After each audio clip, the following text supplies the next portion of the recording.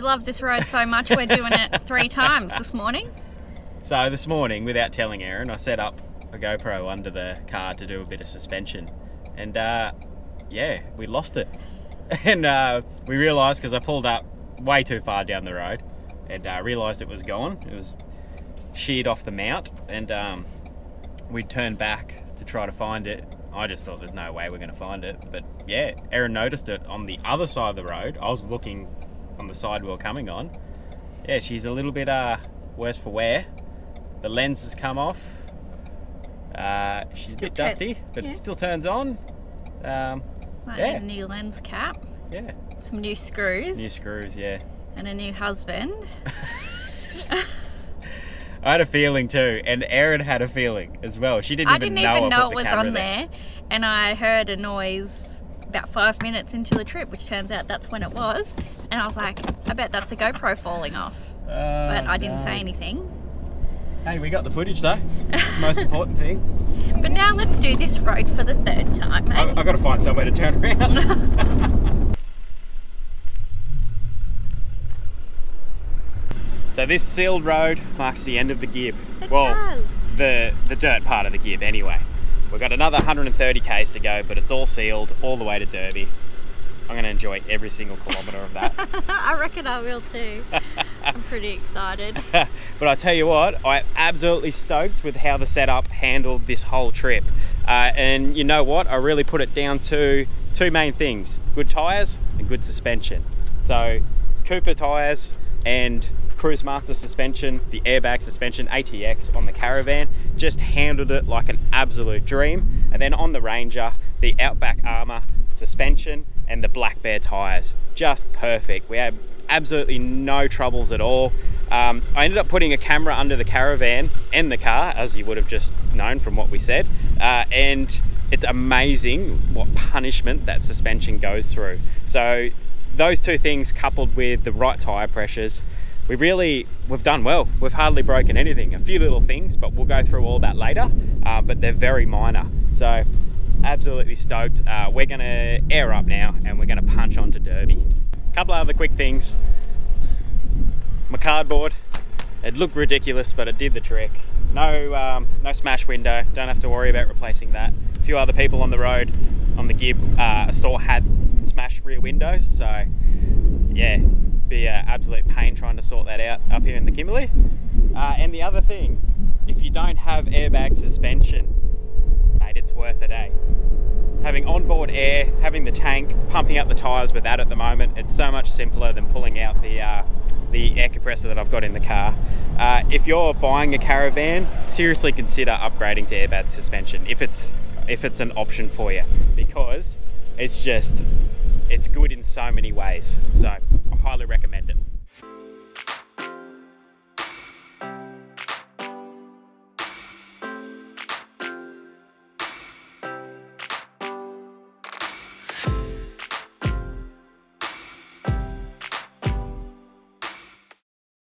Alright guys, I hope you enjoyed that, eh? We had a great time on the Gibb. We did. And now we're on the coast.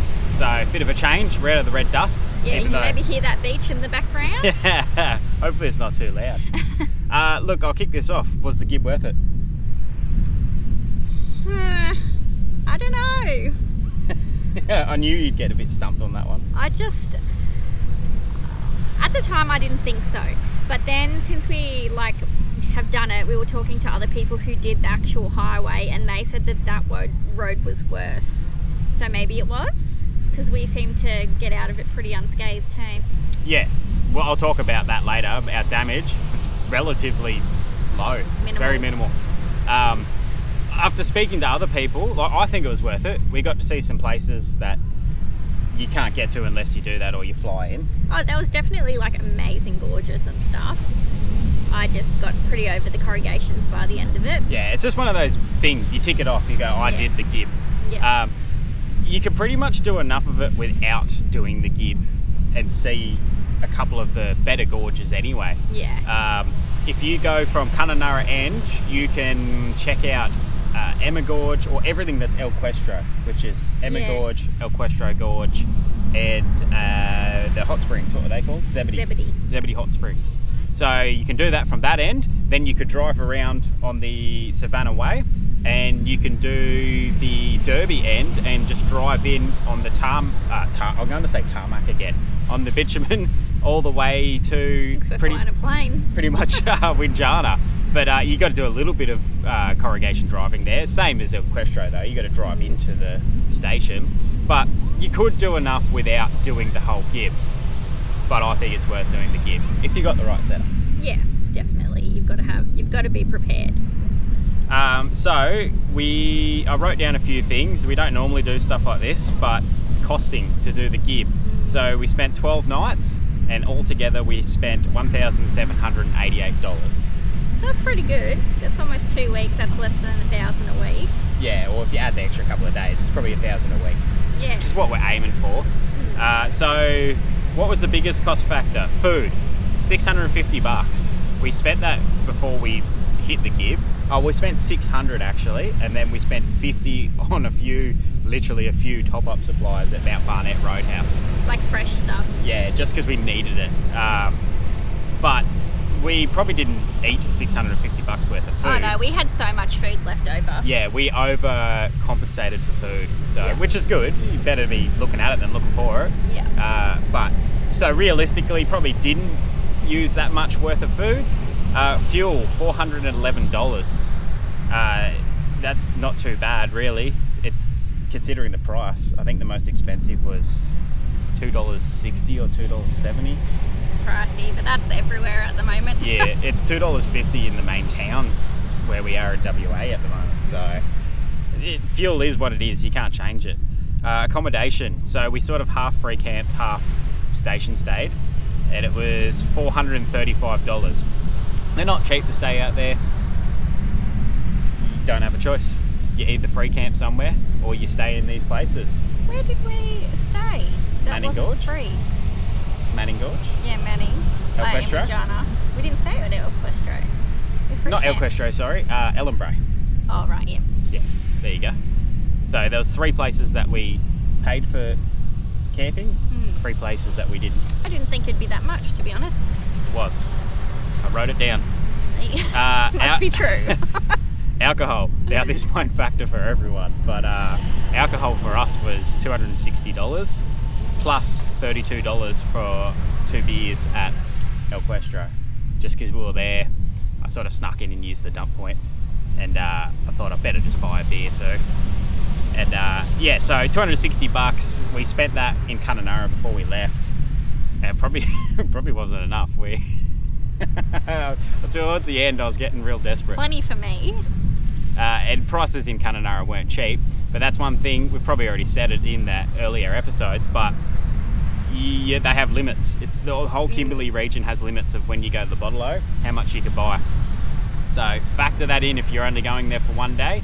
Some bottle-os, we found out later on, will give you an exemption if you sign a waiver and sell you whatever, and you say you're leaving town the next day or that day. But yeah, we just went day by day and got a few cartons of whatnot. And yeah, shows how much of a pisshead I am. What else have we got? Well, that's it. Fuel, food, accommodation, and alcohol. That's really all you can spend on the Gibb. Yeah. Damages. Damages are something that people spend a lot of money on. We spent $0. Yeah, we did good. So basically, yeah, good tyres, good suspension, both the caravan and the car. Absolutely stoked. The only things we did was on the car, the solar panel sheared, the bolt sheared through the mounts. So at the time I didn't have any screws with me, any techies, so I ended up just re-bolting it, and it was so hard because the way I fitted the thing was like it was to never come off ever, and I shouldn't have done it like that, but anyway. Ended up, once we got to Derby, I just used some tech screws and it's sweet now. That was it on the car. Oh, apart from getting a puncture when we got to Derby. Yeah. You do the whole Gibb. The whole Gibb. People are getting punctures everywhere. We're fine until we get to the sealed road, and then we get a tiny little screw in it. So, but hey, that wasn't actually the Gibb, so we were good there. The caravan. Pretty much nothing Nothing actually major. broke. Yeah. Screws kept Coming out. unwinding themselves. So that's one of the biggest things. Check your fridge screws all the time. Fridges like to jump out on the Gibb. We were lucky, our bottom screws were in solid. It just must be the top heavy way our fridge is, and it was just rattling those top ones out and the middle ones. So we pretty much stopped every 50 to 100 Ks and just like tighten them back up. I didn't have any big enough screws to replace them. If I had those, I would have just done that. We would have been sweet, but we stopped all the time. And so many times we came in and the oven screws had like wound themselves out, whatever you want to say. Yeah. So that was the Swift, not the whole, because we don't have an oven, it's just a grill. Just the grill bit, but I'd say if it was the oven, it'd probably be worse, a bit more weight. But there was still enough screws in it that was solid that weren't letting go. So it was all good. It didn't come out. What else? The shower tap. The shower tap, that was just the grub screw fell off. I just had to put that back on. There's no dramas. Yeah, the light fell out of the hatch. And our table kept moving around. Yeah, our table is a little bit dicky, so I think there's something wrong with the mechanism in it. But yeah, that just kept sliding around. Not a big issue, there's nothing on it. And what else? Oh, the bash plate up the back.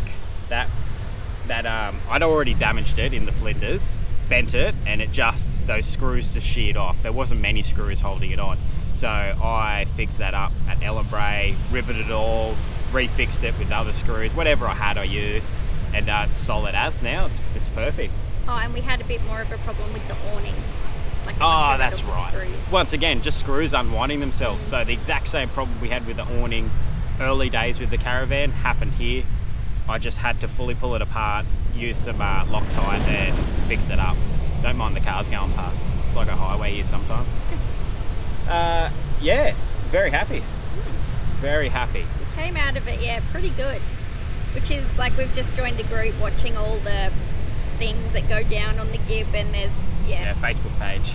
A lot of trouble going on. So we're very lucky. A lot of people we know had troubles on the Gibb. So yeah, look, the setup went very well. Very happy with it. Very, very happy. What else? Is there anything else to talk about with the Gibb? It was meant to be hot and it was cold. Yes. Everyone kept telling us the Gibb's so hot. People had just finished it. We were crossing paths. They were like, it's so hot on the Gibb. Nah, it was freezing. Sorry. Look, that's just a bit of seaweed. Bella is just having a fish. I could see her winding like mad. She doesn't have a fish. No. Oh well, they're having fun anyway. So a couple of things just to consider when you're doing the Gibb is obviously food and alcohol. Alcohol isn't sold anywhere. Like you can't buy takeaways anywhere. And food is very expensive and limited. There's not much in the shops out there. Yeah, very expensive. Fuel is available only at a few places. So El Questro, Mount Barnett, Mount Hart, but that was closed. That was closed for COVID. And there might be a few other stations that sell fuel as well, but they were also closed. Fuel was much easier to get than we thought. Yeah, and what was the last one? Diminci store, however you say that. Yeah. So take a jerry just to make sure. We had our jerry, we didn't need it. No. We just, every time fuel was available, we filled up. So just take advantage of whatever you see a servo. We even, when we left Mount Barnett, topped up on the way out. Yeah. Just because we only put like a quarter of a tank in. And sometimes we did backtrack to make, like if we did a big drive after we'd filled up, if we knew that there was fuel close by, we'd backtrack and refill again. Yeah. Water is fairly easy to get. Yeah. Until the end, Minchi was meant to have water, and they told us there wasn't, but I think that's just because we weren't camping in their campground. It was a little bit of a, hey, unless you're paying, you can't have any water. Even though we spent $200 on fuel or whatever there. Yeah. But doesn't matter. But dump points, there is no dump points. Zero. On the Gibb. So we carry two cassettes.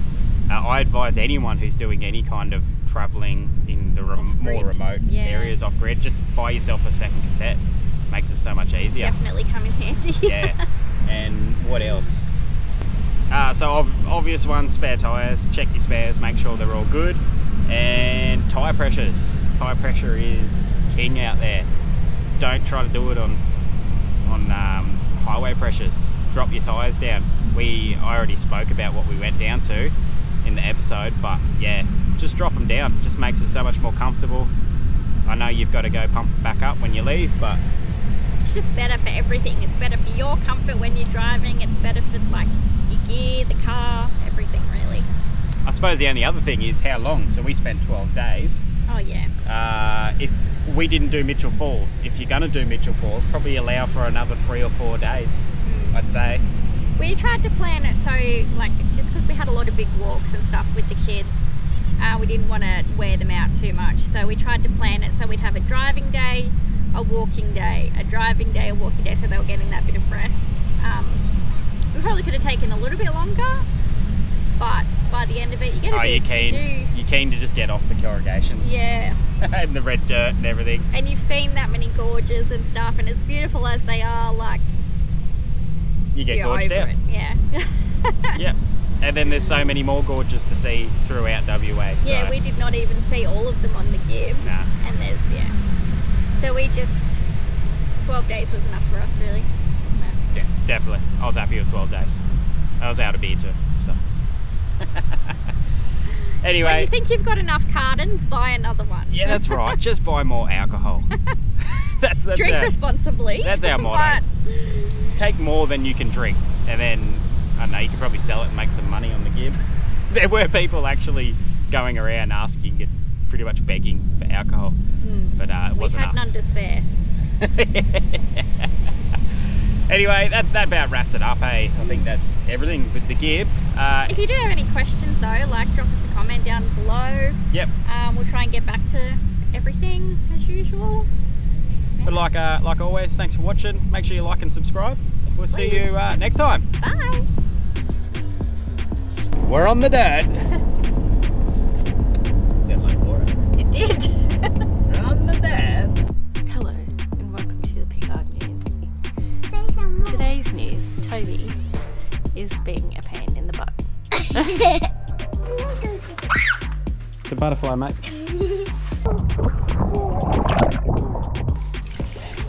God. She loves Snoop. Snoop. That is just absolutely phenomenal. Phenomenal.